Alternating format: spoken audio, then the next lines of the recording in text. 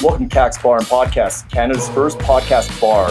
What that means is you can come here for food, you can come here for drinks, you can also come here and record a podcast. Come on down, we're located in downtown Calgary, Alberta in the Beltline area. See you soon.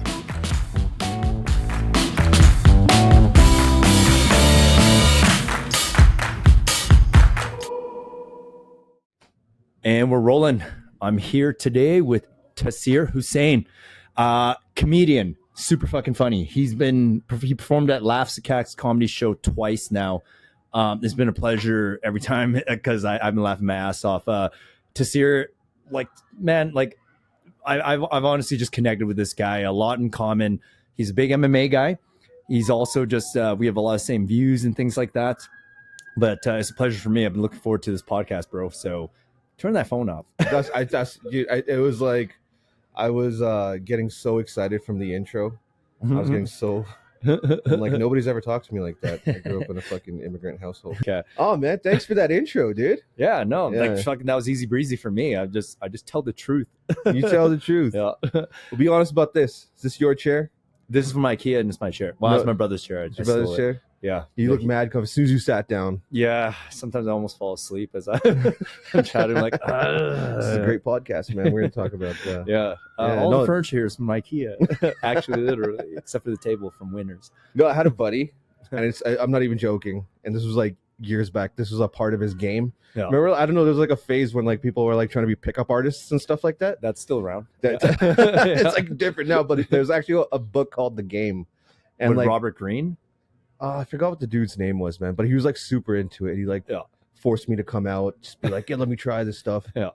But he told me about this one method where it's just like, just go on your first date after you've seduced the girl, and then you have your first date, bring her over and like make furniture together. Seems a lot of work. I said the same shit, man. Maybe I read it different. I said the same shit too. Well, he's Vietnamese. He's semi-successful. He was a salesman. That's what it was, Okay. But like, he really dove into the intricacies of the game. I feel like a lot of immigrants had to dive into the game, if you will, because they had trouble getting laid and stuff like that. But no, I know what you're saying, and I read it's from Robert Greene anyway. The book I'm thinking of, maybe it's not called The Game, but yeah, like when I was growing up, there's this entire whole like pickup artist community shit. It was like, but it worked, man. It fucking worked. It's like a form of manipulation, though. It's pretty crazy. Yeah, it's almost like putting up a shield. It's just like, I'm gonna say these lines. You've done sales as well. Yeah. Say it's like the Wolf of Wall Street shit. You gotta rehearse this little fucking script here. Some Andy Elliott shit. Yeah, but then after you're done with the seduction and actually get to fucking know you, you're like, where's my next script for the rest of my life? Like, it's a huge mistake. Yeah, I don't know. That whole entire thing was like, you're right. There's some human psychology that was studied, but it's not just for the person getting seduced, if you will. It's also for the person doing the seducing. Like, seducee. You heard the 3-second approach rule? Yeah, 100%. Yeah, but that's a real thing. Like, because once you do it, for people who don't understand, the 3-second approach rule is you just say you want to talk to a girl and you're super nervous, you're overthinking it. Like, you give yourself 3 seconds. Like, you spot a girl, you're attracted to her, you just go and talk within 3 seconds because you don't give yourself time to overthink or anything, and you naturally react. And but then a lot of people naturally react like an idiot. But it's absolutely factual though, because within that 3 seconds, I mean, give it 5, add 2 more seconds, and then your fucking that second voice in your head's like, you're a piece of shit. You can't do this. And then you start talking yourself out of it. So I think it's a good rule. Yeah. You're saying out loud to the girl, like, my penis is small. I don't know, but it worked for me. But I remember studying that in high school, like, because my buddy came up, he's like, yo, bro, I got the Bible. You went through it. I just figured I was like, Bible? Wait, I was like, no, not the actual Bible, like the Bible that we care about right now. So it's called There's a motivational speaker. Her name is Mel Robbins. Mm-hmm. Tony Robbins? Not Tony. Mel Robbins. Oh, they just all have the last name Robbins. I was gonna that is a pretty fucking weird coincidence. But she's got this thing about the 5-second rule, where she's like, hey, if you're ever feeling unmotivated and it's like, hey, you're trying to get out of bed, you need a task to like really go. The just say 5, 4, 3, 2, 1, and go. Like, don't think about it. Just say 5, 4, 3, 2, 1. Get out of bed. You're trying to get into a cold shower. just put your just 5, 4, 3, 2. You're overthinking it. It's gonna be so no, it's 5, 4, 3, 2, 1. Just go. And I'm like, wow, man, like it's pretty like similar correlation when it comes to the seduction game thing too, right? It's like overthinking. It might be like from sales as well. Yeah, I guess. I mean, I didn't bring you on to talk about seduction and stuff, but no, it was just funny. I saw the IKEA chair, and it reminded me. And like, I think well, he's not my buddy anymore. It's just I haven't talked to him in a while, but I just remember him telling me this little, can I fucking bring him home. Make furniture on the first day. Okay, I gotta dive into that because I just feel like I would get too into making the furniture and I forget all about the. She leaves. Because I'm sitting there like I'm gonna fucking figure out this fucking IKEA couch here. Like, oh, where is she? Like boner's super soft at that point. And I'm just like, I guess I made the furniture. I guess I could jerk off now. Or something. It's good for my lumbar support, right? It's perfect. Yeah, like this chair. Where am I? Oh shit, we're recording. Oh man, this podcast it's gonna be fun, man. Interesting start. Okay, let's just yeah. Okay, Tehseer, let's get to know Tehseer. So Tehseer, you're a very funny guy. Obviously, great observation of life. I highly recommend you guys come to any Tehseer show. He runs a comedy show at Comedy Block. So South Block. I'm gonna fucking mix those names up. South Block. Yeah, definitely check them out. What nights are those on? No, it's just the last Sunday of every month, and then my upcoming show. You guys aren't gonna make it here because it's tomorrow. It's not gonna be released till afterwards, but it's tomorrow. But it's gonna be last Sunday of every month, and it's I really fucking Wolf of Wall Street of the guy. I was after him for months because I don't know if you guys have been to those like the South Block, Comedy Block, all that. They have fantastic rooms for live music. Yeah. And man, I just went in there. I'm like, dude, I don't want to do any of the, the sound work and stuff. Everything's already set up for me. Okay. But yeah, eventually I nailed it. I saw him at Comedy Block in Inglewood for a bit. I went in there like 4 or 5 times, and he'd reply an email like a week later. But then eventually, I'm just like I was on a date with my lovely at Hexagon, the games place, and I'm like, you know what, this guy didn't reply. I'm gonna go in there, and I just straight pitched to him like, take a chance on me. And he's like, okay, dude, I'll give you South Block in. Our first show happened in December, and it was fucking phenomenal. And now our second show is happening tomorrow, but it's gonna be at the end of. I'll make this easy. Show notes, Tehseer's Instagram will be there. Check it out. Make sure you stay attached, and you can follow up on all the exact dates. I love whenever you grace your presence here at Kaks Bar and Podcast. It's always man, been don't say that, dude. Grace my presence. No. You're just a fucking funny man. I always I didn't even know you're coming in on two Thursdays ago.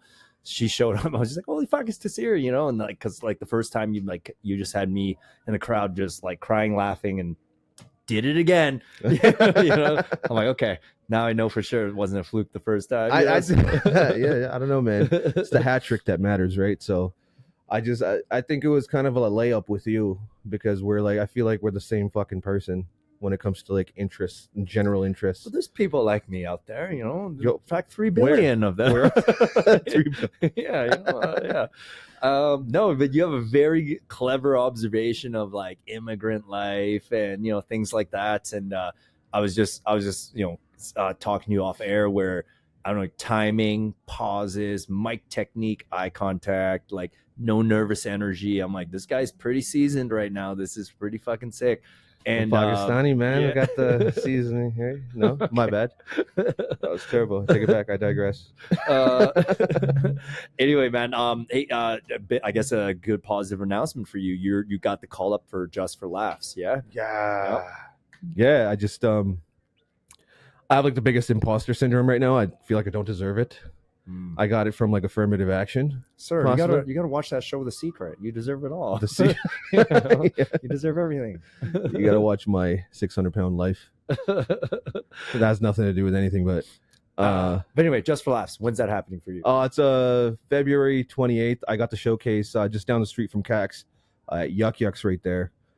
And I just I had because I go there because Dale Ward he runs the amateur night there. and I go up there at least like I try once a month. Shout out Dale Ward. Yeah, big time. Yeah, you know him too. That was so crazy. We were talking outside before the pod. That We had sleepovers as kids. Yes. Yeah. Go on. You gonna elaborate on that? And his fat cock. Yeah. Hey, we're a different area of life now in society. You can't be talking about child's fat cock or whatever. Oh man, you'll get his OnlyFans. Dale Ward OnlyFans. Yo, he's huge on Instagram, on TikTok. She was like, he's huge. I'm like, I know. Anyway, oh right, yeah. Instagram, in every fucking metric, he's ginormous. Yeah. Good old big. But JFL. I did my my like monthly amateur night there on a Thursday, and as I was leaving, the owner of the club just pulled me aside. Scott, he pulled me aside and he's like, hey, yeah, I've heard some things about you, and I did brand new material that day, and he seemed to like it. He offered it to me. And like, I was like so stoic when he was offering it to me, but I swear to God, man, I like came in my pants as soon as I got to my car. I couldn't fucking believe it, right? Because like people, like when I first got into comedy, JFL was like the thing. Yeah. Then I learned more about it, and it's more just like here's your shot. Yeah. Do something with it. Well, they're an established like brand, right? Yeah. For comedy, so it's like no matter how much new things come up in the internet and whatnot, like that's an OG established brand that was operating before the like internet. Yeah. So the fact that you're on there, you're around people that get fucking comedy.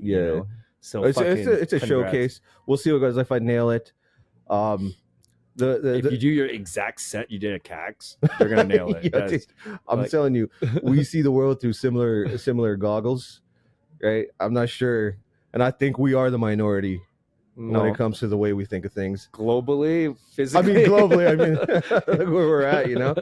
I can say like 2 words and all fucking cops will pull up right now. I'm not allowed to talk about things right now, but no, I'm highly confident you'll kill it. And even okay, let's say in a whatever alternative universe example, like say it doesn't work out. I'm like, okay, you know what happened to Bruce Lee, right? Like he tried to break into Hollywood. They killed him.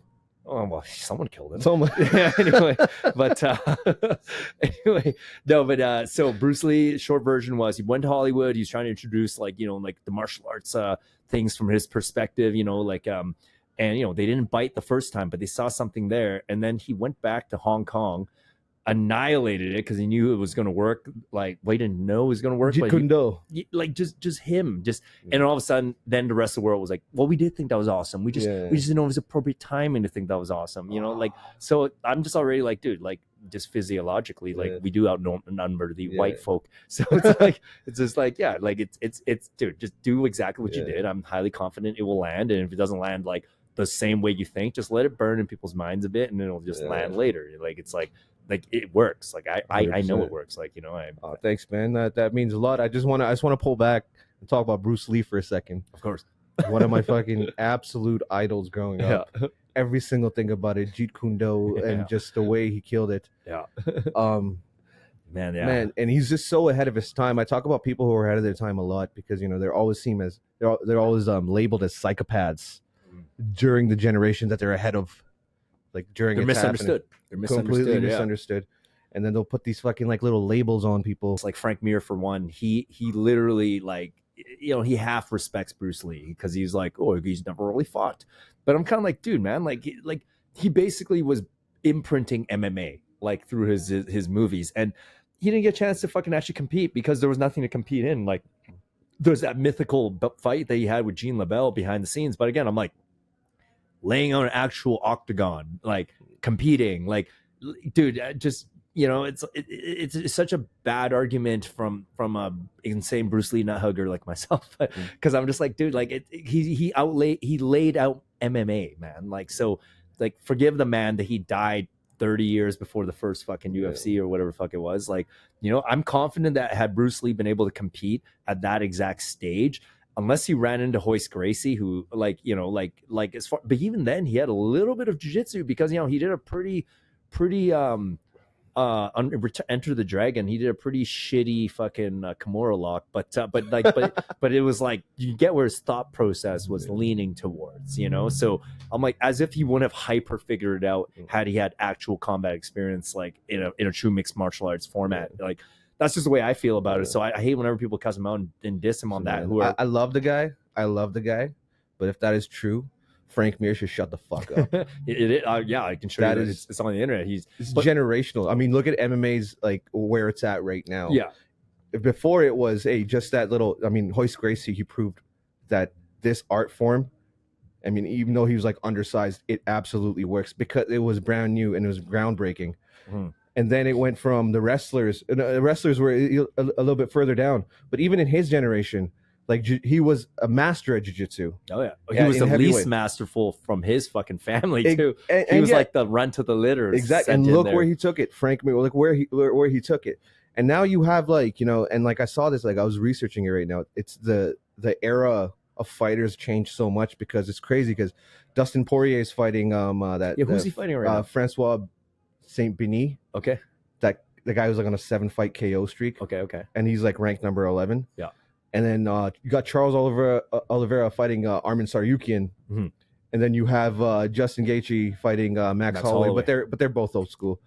Alexander Volkanovski's fighting Ilya Topuria. Yeah. So it's just like you have another like pass of the baton when it comes to like generational stuff going on right now. Oh yeah, and that's how quick it's changing. The game's hyper evolving every second that you watch. Yeah, so if Frank is going to talk when he was like, you know, the champion in like early 2000s or something like that, but Bruce Lee was around in the fucking 70s. My memory of his argument, and it was he took it so literal, like he's an actor. I'm like, he wasn't alive to fucking compete. Like just. Anyway, but I love Frank Mir. I think Frank Mir is an absolute fucking animal. He was one of my like as it was happening. I was one of the guys who's like, this guy's gonna be one of the GOATs. Yeah. As it was happening, and then he had that fucking horrific motorcycle accident that set him back a bit.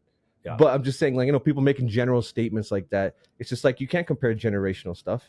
Yeah. I mean, in like 20 years, MMA is gonna be like. You gotta be like a Division I in every single aspect just to compete, dude. They're gonna be fighting like Dragon Ball Z's house. It's gonna be, they're gonna be flying and fucking like doing fucking Hadoken Kamehameha waves. It's getting crazy because like you go to like a few gyms right now, they'll get their little toddlers in there just like rolling around. And stuff. So it's like that's why I don't think it's like a valid point he made. But there's this whole like, you know, and I don't know where. I think it also revolved around like Quentin Tarantino's opinion of the whole thing. Because did you ever watch Quentin Tarantino's podcast with Joe Rogan? I didn't, but was it something to do with Once Upon a Time in Hollywood? Well, it turns out Quentin knows people that worked with Bruce back in the day, and they were saying like he's a fraud and like he's an asshole, and like, you know, his martial arts was like, I don't know, like Quentin actually on Rogan's podcast basically said he like, because Rogan was saying, well, don't you like him? You did Kill Bill. You know, you did pay tribute. And he was like, well, you know, I like his movies, but like, you know, but he was actually a fraud and he was an idiot. And that's why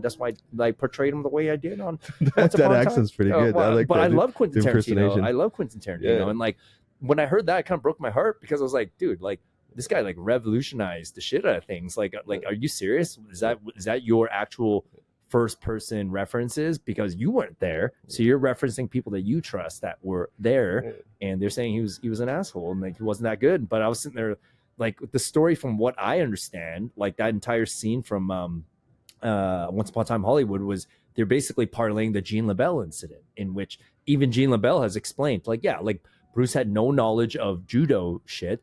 So Jean LaBelle, who was also way the fuck bigger than Bruce, like fucking twice his size. Yeah, like Jean LaBelle's easily light heavyweight guy, and Bruce was probably featherweight, bantamweight, even maybe. And bantamweight, I think. Yeah, and I guess he picked him up in a fireman's carry and like walked him around set, and Bruce couldn't figure out how to like actually get out of that hold.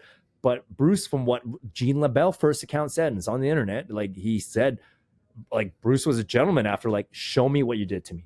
Like not, oh fuck, you know, like, you know, he was just like, show me what you did. And then he realized there, he's like, holy fuck. And then it was because of that Jean LaBelle had those scenes in the Green Hornet as a stuntman, because and Bruce respects martial arts, and he didn't, you know, at first he was, you know, he only understood martial arts from like, you know, understandably like the ignorance, because a lot of Chinese martial arts is Wing Chun and Kung Fu, and none of that is jiu-jitsu.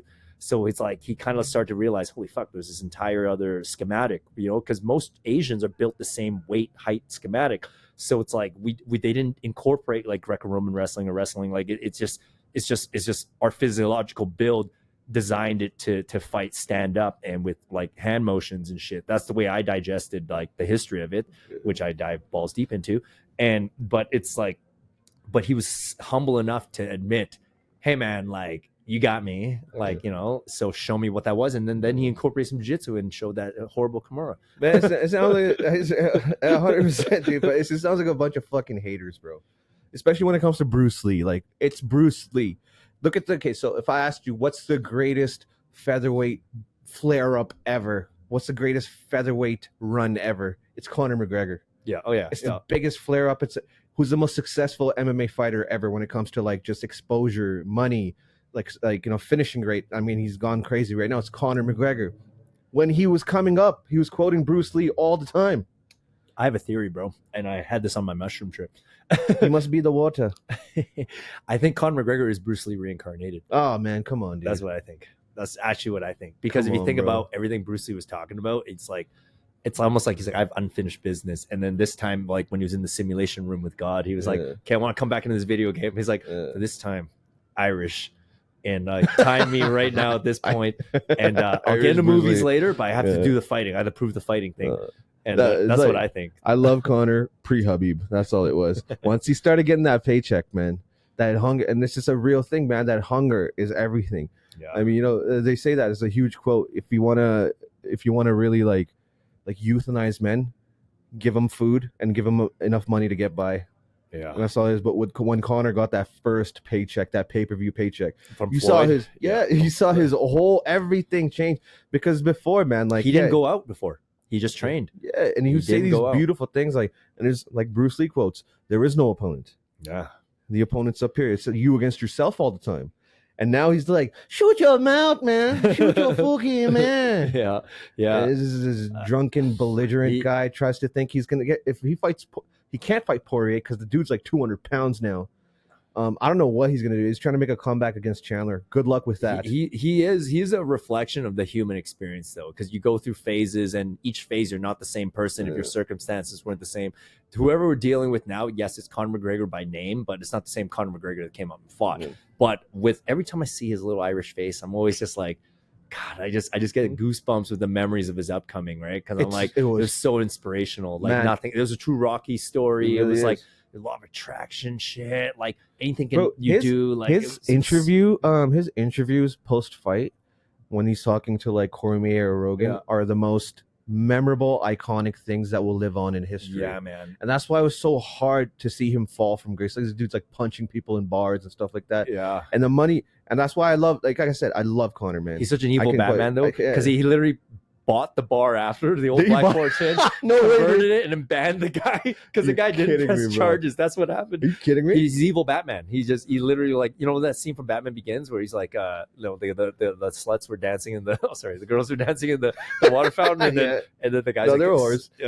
He's like, sir, you can't have these women dance in the fountain. He's like, I can because I'm about to buy the place. He just like slides his check, probably like $1 million. The guy's like, good lord. Like, you know, just walks away like, yes, Bruce Wayne owns this place now. The sluts can dance or whatever. That's Conor McGregor now. Like, it's like, I'm like, it's crazy though. Like they say, you know, money doesn't change you. It just shows you who you really are. $100 million will change you. Yeah, but no, it really like because Conor was fucking crazy before the money. Yeah. He was man. Yeah, no, he was a wild man. He's still wild as fuck. He was so bulletproof up here. Yeah. And I look at all the people in any industry. The biggest thing they have going is discipline and consistency, and they're just right here. That's self-belief. Yeah. But bro, man, what a talent, dude. You remember him and Alvarez? Yeah. You remember the way he just like it was right there. Yeah. Pulls back. Masterful angles and timing. I couldn't believe that happened, dude. Man. That is prime. I'll never see anything better than that. Because everyone's like, oh, his physiology is not that great, and blah, blah. I'm like, dude. What are you talking about? Yeah, well, no, but like a lot of people were saying that because, you know, like they're saying like, get him against like Kamaru Usman was going to steamroll him. I'm like, if you understand fighting, like, you know, like, I hate that I sound like, oh, I think I'm a pro. No, but I have an eye for this shit. It's like, he's a timing based fighter. He can see timing and angles. That's what fighting is. It's not Split just seconds. because in reality our jaw's loose all the time. Like a child could knock you out if he hits you right. Yeah. Like that's what he studies, timing and angles. Like if anything, he's a fucking what do we call it? A cokehead. Yeah. yeah. You know, like and so he understands timing and angles, and that's the key to his game, and that's why Khabib was able to steamroll him, because wrestling is not just timing and angles in the stand-up fucking realm. It's like timing and angles for shooting a takedown. 100%. And Conor, he was, you can see what he was trying to do. He's trying to get his angles, because even round one, that first takedown Khabib did, he had that masterful knee to the head. Yeah. And I remember seeing that. I was like, holy shit, like people are missing all these little crumbs of beauty. But then afterwards, Khabib just mauled him with pure discipline, physiology, training, like everything that he did. And those guys wrong. in Dagestan, they don't do anything else. Yeah, they don't do anything else, especially like the devout religious people. Yeah. And like you're pretty religious too yourself, from what I understand. Quite well. Yeah, I would like to say so. Okay, like a different spin on it. I understand, but it's like over there they don't deviate from the system of the training. They don't, you know. And but Conor is almost like, the way I see it, he's like not new wave. He's Western thinking in Ireland, because like the Western thinking is always looking for shortcuts, right? So like his fighting style is the shortcut path. He finds angles. And his whole thing, that's why he can undertrain his cardio, because he's like, I'm confident I can find the angle, and as long as I get the punch in. Because like going back to the Alvarez, like people are like really like, there was this TikTok that came out and someone broke it down so perfectly. Like you watch the way he pivot off of his left foot onto his right, like to untrained eye, this seems like random movements, but it's like, no, dude, like the guy's just moving his weight around, and he just like, there's a reason why he has his head up like this, because he knows the distance. He's like, I'm safe here. It's gonna look close, and like, but he's I'm not gonna punch flinch. Eddie threw, kissed his nose. Yeah, they made contact. Yeah, and then he went right back into it. Yeah, he was a master, man. Yeah, he was a master. Yeah, but then I don't know if you've seen his style lately. Dude just took a picture of me. I know, he was recording us. As he walked by. Anyway, he's a master. I don't know if you've seen his. He zoomed in right at your cock, by the way. I've seen his style lately. Did you see it though? He actually like went like this and was like, oh, he's actually doing that. Yeah, he was zooming right in. Who knows, man? Hopefully on my cack. Anyway, cock at Kaks. I don't know if he's like, now he's it just fucking bugs the shit out of me, because of the way he fought Poirier, he's like leaning heavy on his front foot. Now he's doing the boxing thing, and it's just like, man, he didn't stick to what got you there, because he's so heavy on his front foot now. But there was a strategy behind that, like, because it's again timing based. But he obviously didn't put in the same amount of rounds to get that timing down, because it's like, but he's also injured. He lost to Poirier on the leg kicks. He didn't lose in the stand up kick. The calf kick. Yeah, he lost on it, and it was one of the biggest parts on why he lost over there, is because he's so heavy. It's like, you know how Nate Diaz boxes, so heavy on that front foot. That's what he was doing against Poirier the second time they fought. He was so heavy on it, and it's just like Conor's whole thing was freedom before. He would just move, but now he's like coming in like turtle shelled. It was like a weird thing. He seemed stiff too going in. It was weird. Yeah, he wasn't as relaxed. I think his brain, I think he knows deep down he didn't train as much and as quality. Yeah, he's like, I already got this guy once. Well, because the second fight, right, when Poirier knocked him out, but because he definitely went in and underestimated Poirier. Like I deep down, I'm gonna come out. I do like Poirier. I don't think I like, you know, Dustin Poirier's like, you know, the man. I don't hate him. His wife is in my DMs. Hey, I respect his wife's hustle too. Like, it's like, I don't think Poirier has the same fight IQ as Conor. Like, I don't think most fighters do. Like, Conor is a very high fight IQ, but you have to match it with the physiology part. But now, if you went in with a wrecked leg and then a little bit of doubt, and you know, and you're also comfy on your yacht all the time. There you go. Like, if you were broke, it would have been completely different. If he was a Conor McGregor coming up fighting fucking Dennis Seaver, you know, like Marcus Burmage, you know, fucking Max Holloway the first time around, like, no, like, you would have steamrolled Dustin, like, just like the way he did the first time. Like, he's smart. The shit he did to Aldo, man. I have nightmares about it, because Aldo was my favorite fighter of all time for a while. He was so on my list too, man. It was there, and what he did to him, man. But that just shows you fighting is really this. Yeah. It's and not the way he called it. He's like, he's loading up on that right hand, and I know he's gonna. I sound like Darren Till more than Conor, but no, you sound like Conor. Yeah. And I just saw it happening, and like it was like watching. It's like it was like watching someone get fisted in the ass, man. It was bad, dude. I just couldn't. I don't know if it's the same, but well, pants were on, but like it was tough. It was tough, man. Yeah, no, I don't know, man. Fuck, man, dude. I'm gonna do weight class wise. I'm just gonna go through it real quick, right? I'm gonna do the weight class. Tell me your goats per weight class of all time. Yeah, so we'll hold on. We gotta like dial into metrics of this discussion. Then it's gonna be a 2-hour podcast, bro. So that's why I want you to rapid fire this shit. I don't know. We can just cut it around. Part 1, part 2, and yeah, like fuck. We should just do an MMA podcast. Yeah, bro. But hold on. Okay, but hang on. Like I love this discussion here. Okay, so let's do the metrics. Are we talking about actual? When we say GOAT, are we talking about overall impact in humanity as far as the martial arts? Or are we talking about can this guy beat this guy? Because like it's a wonderful question. I'd say like prime versus prime, and also I guess prime versus prime as in who can beat who. Yeah, because like influence wise, like let's make this like when really it comes to combat, Muhammad Ali is the GOAT of all time. Wait, but when it comes to impact wise, hold on. How can Muhammad Ali, when it comes to combat, be the GOAT? Like I love Muhammad Ali, but he's just boxes, dude. Yeah, no, I'm just saying when it comes to like any kind of combat sport, who had the biggest influence outside the cage? Okay, I thought you were talking about like a video game versus match. No. He's a Balrog from fucking Street Fighter.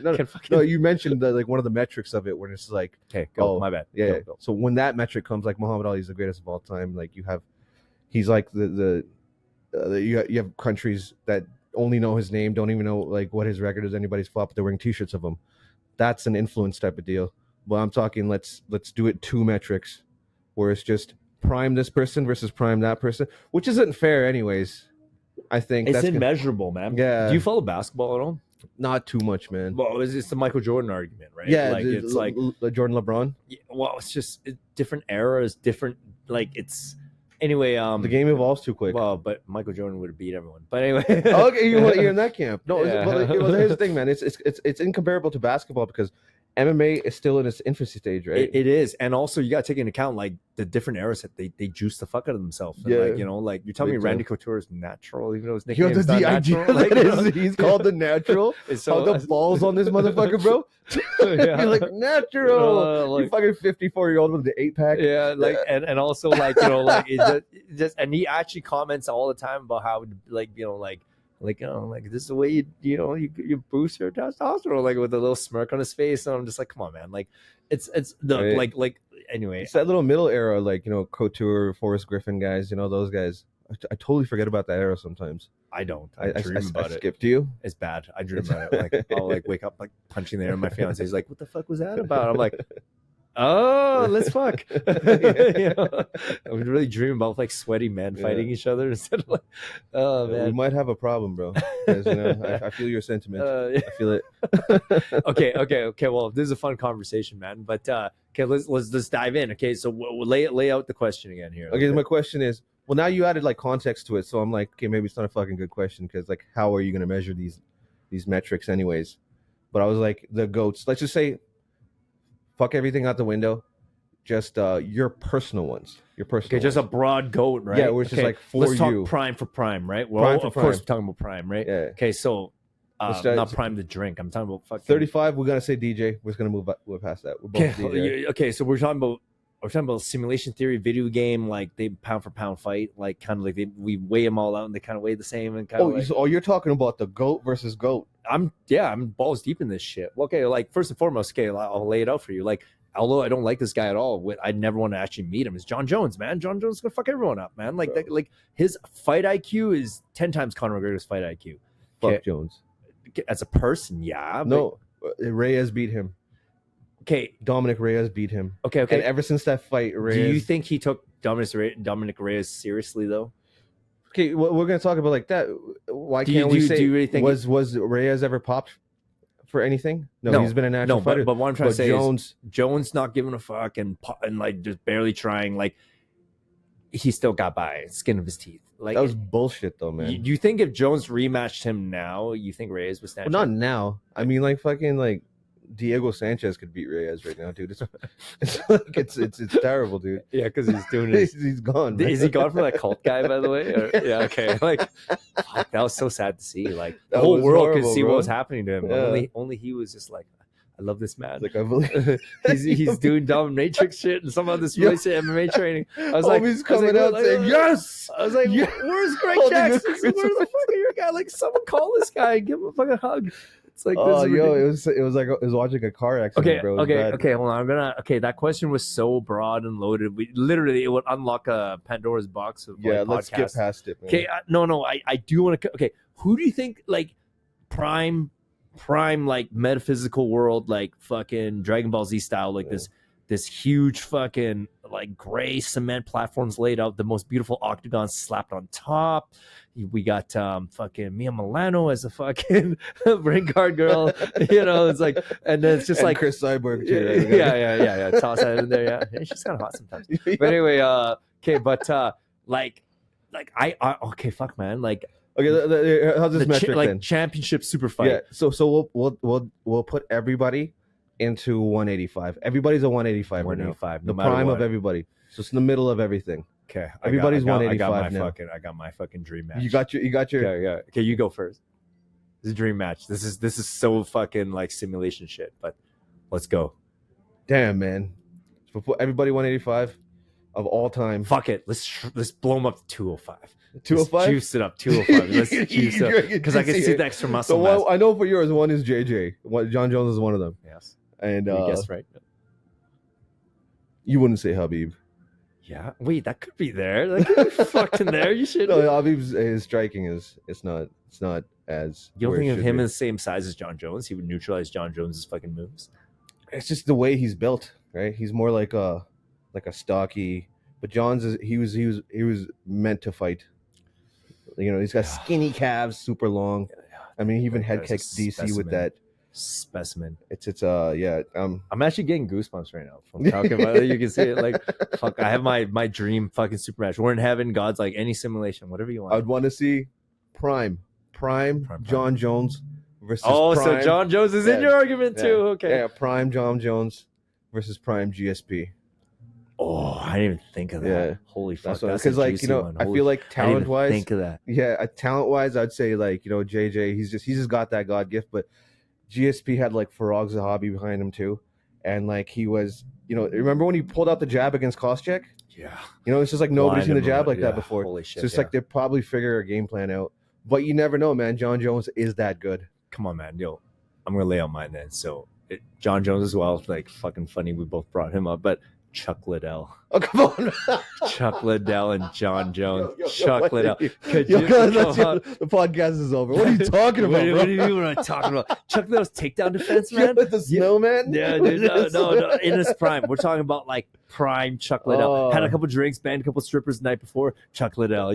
Just man. rolls in there. Who has he beat Tito and people saw what sir. Tito was and he beat go natural. Go dude, sir, like go down his fucking Kevin Randleman knockout. That Randleman was really juice out of his brain. Kevin Randleman, no fucking staph infection. Kevin Randleman. Like, his confidence was an all-time high too. Because you remember that he would have Chuck's chin was a granite before. Yeah. No one can knock him out until I guess Quentin knocked him out. But but leading up to that, John Jones ain't a heavy hitter, but that stance commands it's like that it's very awkward, and he has long arms too. Chuck it covers the octagon, covers your human peripheral vision, and then that fucking bomb, and he fakes his like Chuck Liddell also had a high fight IQ, but he was also drinking a lot throughout his whole career. Like that beer gut, I'm like, dude, that's not from not training. Yeah, you're jacked everywhere else. But yeah, like dude, like even hack him with a key. Which is every single Indian guy I see in the gym. You need to train your abs. Cut your fucking carb intake, bitches. I'm joking. Oh man, dude. No, but I dream about Chuck. Oh, that sounds so bad. I dream about Chuck Liddell fighting in his metaphysical world, primed of his mind versus John Jones primed out of his mind. I think he would I wasn't expecting Chuck. I swear to God, I wasn't expecting. An animal, bro. He was. I forgot his right. Dude, he's his own worst enemy because he loved to party too much, man. It just showed. At least Connor doesn't hide it. Chuck shows up with there's all these photos of Chuck with naked women around the night before a fight, and the Dana White's literally like, dude, the fuck are you doing? And but I'm just. Do you remember in between fights? I remember when Chuck was a champion. There was in between fights they look at audience and then Chuck was on there, and like the camera went to him at a UFC event, and he's like, yeah. Dude, man, yeah. He's cracking out. He's coked out. He's high. Like he's a true bar star '80s fucking karate guy. Like like he should be on Cobra Kai. Like I'm like that's the fucking like hero or villain from Cobra Kai. But I do respect Chuck so much because like when he knocked Tito out, that shit was like I jerk off. Dude, man, yeah. So it was so satisfying. Tito has his moments, but God, he's an idiot. Like, but he has his moments. Like I don't know. He's an enigma. Chill ended his life. Like Tito for like it sounds bad because it's bashed for 2 seconds, but like dude, the guy's an enigma because one minute he's such a good coach when you watch him in The Ultimate Fighter. I'm like, holy he's a shit. nice guy. He's a kind-hearted guy, and then his fighting has his elements, but then he says some stupid shit where I'm like, dude, like you need a publicist because like stop talking about shit you don't know what the fuck you're talking about at all. Like when you went and did the politics thing, I'm like, you don't even begin to know how this works. Like we can all see. Like it's how like, about you formulate a sentence first? Like, gonna... but Tito, I don't know, man. Like there's just so much of that type of person around now. Like because of TikTok and Instagram, and like they could perform so good with talking. But like it's like they would make a colossal fool of themselves because they don't know what they're talking about. Like just humble yourself, man. Like you're out of your lane like by like meters. You know what I mean? It's like, but he has this weird like it's almost like he indoctrinated his head like fake it till you make it. You know, it's like, but I'm like, dude, you're wrestling, your ground and pound, revolutionary. He was the first person to do that. The ground pound in the guard. His ground and pound is very, very scientific. Like. People should study that fighting technique. Like it's not just random movements. Like he understands posturing. He understands everything there. Shit talking, next level, articulation. Do you remember when he knocked out Evan Tanner? Where he just picked him up and body slammed him? Yes. And then just like his head. I thought knockout. I thought with the hands. I mean, like God, he hasn't knocked Evan anybody Tanner, out. what another fucking animal human being. Like what a weird ending. But that was messed up. You know what was more messed up? It's like UFC didn't say a goddamn thing about it afterwards. Well, they know what to say. They didn't know if it was drugs or whatever. A little tribute afterwards, right? I was there for that on TV, but I just remember like Evan Tanner, like, I mean, this guy fucking fought Rich Franklin. This guy apparently learned MMA just from watching VHS videos. I was just like, and he dies by going out in the wilderness by himself with a limited amount of water to test himself. Desert, the wilderness of the desert. To test, I don't know, man. Like that whole thing was like, I don't know, it's weird. Like, it's you think there's more to that story? I think he was trying to die. I think he went out on purpose to kill himself. That's what I think. Because like, who the fuck would be like? You're telling me at your age, unless you have CTE, like you drove so far out into the desert with not enough water, like for what? To get. I heard he was like an adventure junkie, like a Cerrone. I heard he was one of those guys. Okay, but like, and he wanted to like be like Survivor Man, and like. Because they rest in discovered peace, Evan Tanner, but I just don't know what the adrenaline rush is driving into pure desert with your motorbike and you did not pack enough water. That's wild. Like, you know, I think it was a martyrdom shit. Like he's like, I've done everything I need to do. Nothing is left for me. I don't want to fucking be in what's 2024 now. 100%, you know? man. So he's like, I'm done. And and it's crazy. Like the night before he converted to Islam. Really? I didn't know that. Okay. Sorry, bro. Yeah. I don't know, man. Like I take it back. no, like he's an animal too, and I don't know, man. Like it's like these are mythical human beings, man, because it's like people have done that throughout history in all cultures. It's like these legendary fighters, like, you know, it's like, well, I equate it to, you know, like I have 3 cats, well, 4 total. One lives with my parents, but it's like I you know, like I was never a cat guy growing up, but I love cats now, and like, but when cats decide to end it, they find a place to die. They actually do that. They hide themselves and they find a place to die. I got a cat 2 years ago, a little kitten now. Yeah, and that just really fucked with my head, dude. Well, love the shit out of it. So yeah. I'm proud of Shout out Aya. Yeah. My cats they have ridiculous names: Elvis Pursley, Edgar Allan Purr, and Sassy. No, you're lying to me, dude. Those aren't my cats. My fiance brought them in. Okay. My life. Yeah. My cat's name is Chan Chan. Okay, that makes sense. Yeah. Chan Chan. Yeah. I was like, you're gonna give like a play on words to your animals. That's pretty wild, dude. They're hilarious, man. They're the joys of my life. Like I love going home to them. No, but yeah, that's what cats do. My dad named me too. Like, and I was like, you know, disappointment of my life. What? I thought it was like a cat being like, Tehseer, Tehseer. I was just like, okay, yeah. No, man. No, but yeah, no, I that's why I think. And then also like the Matt Hughes myth. Everyone's like, your truck got stuck in that train track. I think he was trying to kill himself. Yo, what are the odds of that happening, right? That's what I'm trying to say. I think Matt Hughes, because he was simultaneously going through the very horrible thing with his wife, and I think he was trying to kill himself. Yeah, that's what I think. And then he's just so fucking strong he didn't die. He's like, shit. And he's like, okay, I guess I gotta fucking carry on. Man, I forgot that Hughes era, dude. Hughes is fucked up right now. Like yo, it's hard to watch him. That guy's a fucking animal, man. You remember that him and Frankie Trigg? Yeah. Where it's like he kicked in the balls and just like shrugs it off. Has a full locked in rear naked choke. It just doesn't quit. I'm like what kind of human? He carried him across the octagon, bro. Slammed him, and like I was like, fucked him up. I was like, but he deserves it. The dude's name is Twinkle Toes. Yeah. Like, yo, get the fuck out of here, man. Frank Trigg had a huge ego, man. Like I did respect him too as a fighter, but like goddamn, like I respect every fighter. The Bruce Buffer story was like ridiculous. Like, you know, they fought, right?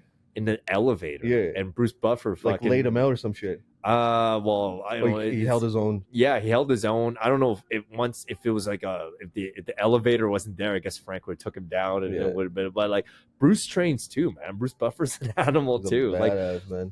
Like, you know, you ever watch National Geographic? Like these are all animals. Like they're not little fucking passive bitches. They're like bro. They're like fucking hardcore. Crazier than that is that the Bruce Buffer story of him and his brother, Michael Buffer, that they didn't even know they were brothers. We're in a simulation theory.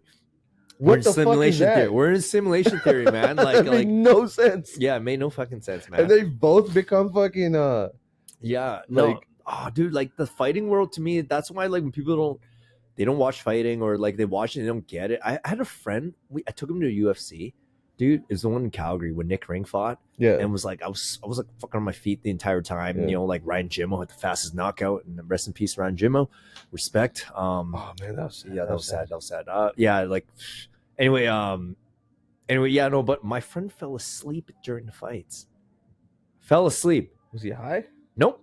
We had beers, but he fell asleep. I remember waking him up, I'm like, this is like actual gladiator shit. And like he's like, you know, but that same friend, I kind of talked to him more, and it's kind of like, I don't know, like I don't register. I was like, those are two humans, like battering it out, like we're talking about martial arts at the highest fucking putting their health on the line, man. We're talking about like, but the same guy, I know he loves football, and like I'm like that's when I realized, I'm like, I don't think you've ever been in a true fucking fight. I don't think your consciousness has been knocked around and you didn't know if you're gonna live or not. Like that's all of our ancestors, dude. Like it's like but it shocked me, and but to know that there's people like not everybody's built like you, dude. No, not like mentality wise too, right? It's just this is the purest form of any type of thing you could have, man versus man. But we're in such a spoiled time because most people haven't been fucking punched in the face like severely. Like they should register that sensation and be like, oh my god, like anytime now someone can actually roll up on me and fucking do this to me. And like it's like that's why I think there's all this misunderstanding in society right now, because most people haven't been punched in the face. It's like, yo, like that's true. They should just experience some trauma a little bit and then have their perspectives, you know? I'm like a huge history buff too, and it's just like one of my favorite things is just like, you know, that, and they showed it. Have you seen Troy the movie? You know, when there's like your best guy, I'm a history buff versus our best guy. That shit just gets me going. Okay, dude, we're obviously in a simulation theory and we're cut from the same fucking little pieces. Is that you got sprinkled in like over here and I got sprinkled here, because like it's like we have the same wavelength. It's fucking I love history. Like, did you watch the Napoleon movie? I've yet to see the one with Joaquin Phoenix. Yeah, I'm waiting to. I watched that in theaters by myself. Like I literally went there. It was just respect. I do gotta say, did it live up? Okay, short version, yes, but long version, the Napoleon's history is so complex, dude. Like I'm like, this should be an 8-part HBO series. It should be 8 hours. Did you ever see Rome? No. In HBO? No, I haven't seen Rome. No. Okay, bro. I'll put that on your list. I'm sorry, I didn't mean to cut you off. Oh no, you didn't. But but Napoleon they condensed it 2.5 hours. I'm like, each of these moments, like, you know, like his first battle, you know, where he took over, like became, you know, like the top guy, and then, you know, named himself emperor after, like all the follow-ups.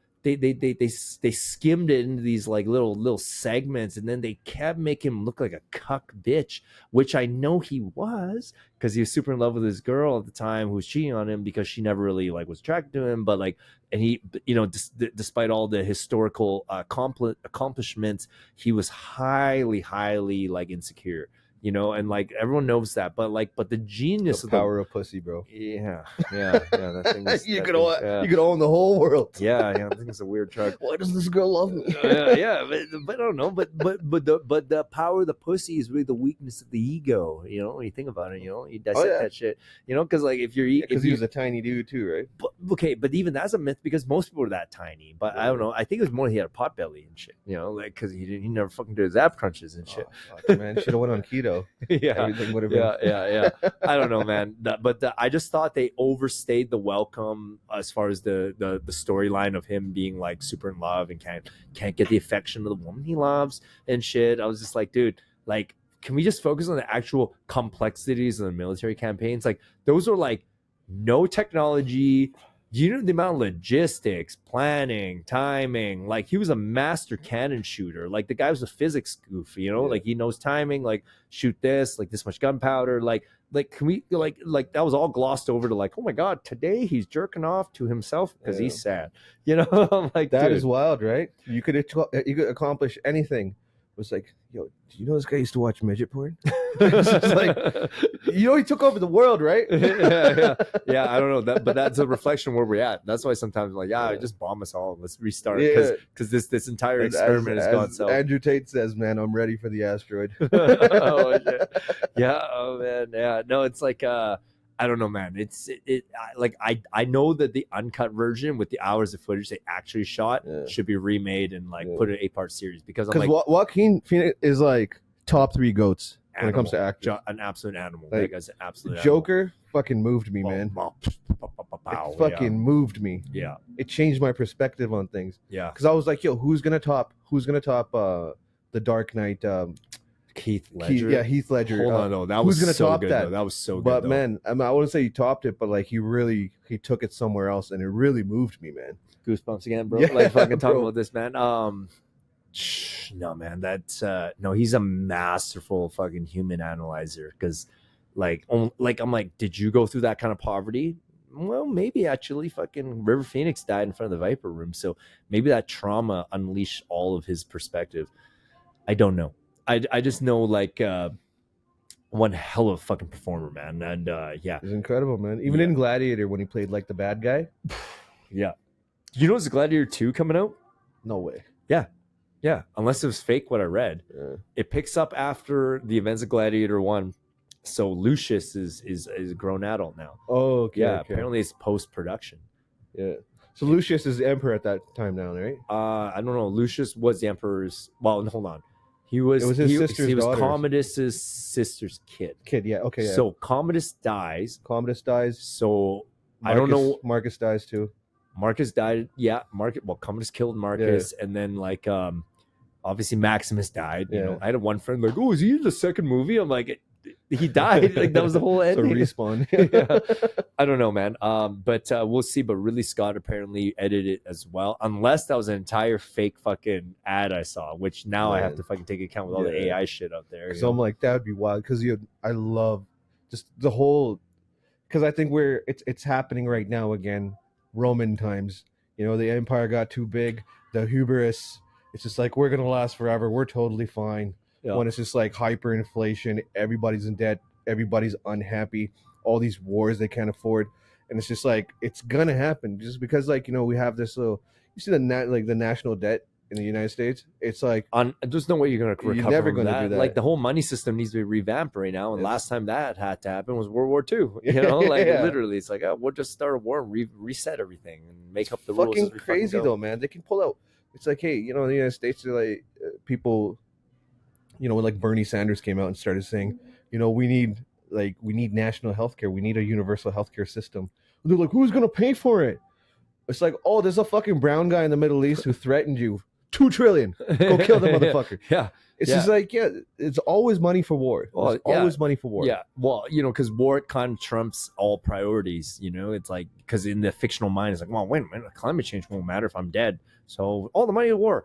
It's like, I don't know, man. Like the whole thing's spooky. I have no idea where it's all headed. Like we're just living through it for the first time. But if you take into account of human's lifespan, so say 75 years, we'll cap it at a conservative 75 years. Like 10 of it, you're a fucking kid, you're useless. The other 10 to 20, you're a teenager, basically useless because you're run by your balls and fucking estrogen or whatever. Okay, so we'll cap it at 20. That's when you really start trying to figure shit out. But then by the time you're 60, you're kind of fucking old. Yeah. And, so 60 minus 20, 40 years, like it's like you got this 40-year span to figure shit out. But then half of it you're spent making the kid, re-raising the same 0 to 10, 10 to 20. So to like minus that out, you really got this little 20-year gap when you make a spread of a difference. And then that just repeats itself, compounding over like every multiple lifespan. So it's like, of course, we're going to like fucking history repeats itself. Like the human lifespan mathematically, trajectory wise, there's not enough time to truly learn from your mistakes. It just repeats itself over and over and over and over and over. Like, so it's like, of course, we're like dum-dums. And like, that's why if there's aliens out there, like they're like, these guys suck. Yeah. So that's why you have to expand the lifespan, make it longer, have more periods of wisdom, less periods of fucking immaturity. And then from there, maybe we can actually fucking expand and make a proper fucking like dent in the thing, I agree with 99% of sentiment, but you're like expanding the lifespan. The first thing, if they came out with this crazy pill, scientists just fucking discovered it. First thing is it's just going to be completely bought out. That little chemical lab is going to be shut down, and it's only going to be available to these fucking reptilian motherfuckers, bro. Whoever the fucking like 1% of the 1%. These evil motherfuckers who call all the shots. And I know they're out there. Because it's like, you have an eye for like MMA like that as well as you have a eye for the world. I share the same eye, which is like, I see what the fuck is going on and everybody's just going along with it because it's the next new thing, right? Remember like when COVID happened and people just went along with everything. Like, we had a fucking barcode to go to an event if you were vaccinated. You get a little barcode. So fucking Gestapo-ish. Will Smith fucking slaps Chris Rock. COVID's done. Don't talk about COVID anymore, right? It's done. Like that was the cure to COVID. Will Smith, because that nobody give a fuck about it anymore. Then the Ukraine shit happened, and it's just like we just systematically just distraction. It's like it's like a dog running after like that little stick with the hot dog on it. They constantly keep changing it, and it's gonna be another thing and another thing. But meanwhile, behind the scenes, just keep them distracted. They are fucking you in the ass financially, physically, spiritually. Half the fucking 90% of the food out there has like fructose, all this nasty shit that's destroying your liver. Yeah. But it's like, oh no, we're a free and open society. Are you free and open? Yeah, no, I don't think we're in a healthy place. I agree with you. But at the same time, it begs the bigger question, because do we really look, if we're talking about geniuses running a global game that manipulates the masses because we're not smart enough to fucking be able to control our own instincts and whatever, and make a big splash and join these fucking clowns to debate them actually in actual, actual hierarchy plane where we can actually make a difference, because the majority of us are sheep. It's like, I'm starting to think these guys aren't fucking human that are actually fucking running this shit. That's where it dives into science, a big Star Trek guy. If I can watch that show a fucking maniac. The dude with the crazy shit here. That's a Klingon. Okay. But in the Star Trek world, there's many storylines and episodes where the Enterprise passes by a planet, and they're like, okay, do we interfere? And they have a rule in the Prime Directive, they call it, where they're like, okay, we can only initiate first contact with the species if they achieve warp drive on their own. That means interstellar travel faster than the speed of light. And they're like, they can't, then we leave them alone. They're like, what if they destroy themselves? Primitive then, right? Yeah. They're considered primitive. So I'm thinking in my head, I'm like, maybe that's where we're at, but then maybe we had a little sprinkle of the weakest of the dominant fucking Federation people. Maybe they're outlaws and they came here yo, man, honestly, I'm humanoid, you're humanoid. There's a lot of hot chicks here. Maybe we just fuck them all the time and, create this never ending loop of like procreating them so that, they get trapped in their permanent 20s, like, so I was like, oh, what are you talking about? We're talking about child slavery and child exploitation. Why, sir? We're like, are you a fucking pedophile? No. We want to groom them into their 20s and then we fucking perpetuate and kill them off. And like, it's like this ultimate super pleasure system. You're talking about a galactic Epstein's Island? Yeah. Like, that's kind of weird shit. I'm thinking about where I'm like, but like, because like, I keep arguing with other conspiracy theorists where I'm like, they control everything. I'm like, okay, if they do control everything, they're kind of doing a shit job. Like, even at their level, they're doing the shit job. Yeah. You know what I mean? Like, they're lazy still. They're not covering all their P's and Q's. Like, so my logic is just that it's like, okay, so we probably have the weakest of the weakest criminal outlaws from a higher level of civilization that exists outside of our fucking solar system. They're cruising in here now. They took over our fucking planet. They're manipulating it with, like, in their terms, completely outdated fucking like mass hysteria shit, like biovirus, cough medicine, let's go. It's just like, and then like they implemented like, okay, great, now to hide it again, to farm, to groom and fucking like harvest the young people for us to fuck all the time, it's just like even then I'm like, for the bad guys, I'm like, you guys are doing a pretty shit job. Yeah. Like, because if you really wanted to steamroll shit, you would have done a Hitler style and just did it, like. I that's again, man, 99% agree with that last part, though. The real bad guys, they like to think you're still in control. Yeah. Yeah, but what's the point of tickling the balls? Just go for the load, because they jerk off to it, man. It's just like they say, like, the biggest slave in the world is the one who thinks he's free. Yeah, that's true. So they can manipulate, like, oh, I like my freedom. When you have like, you're fucking 20 years old, you can get out like $100,000 student loan, which you can't pay back. And it's like, what's the next step of life? I need to I need to find this girl. I need to marry her. Get her $30, like a $10,000 ring, $30,000 wedding. Oh yeah, okay. Now we got to procreate and we got to get a house. And like by the time you know it, you're like 25, 26, and you followed the little steps. You're like $500,000 in debt.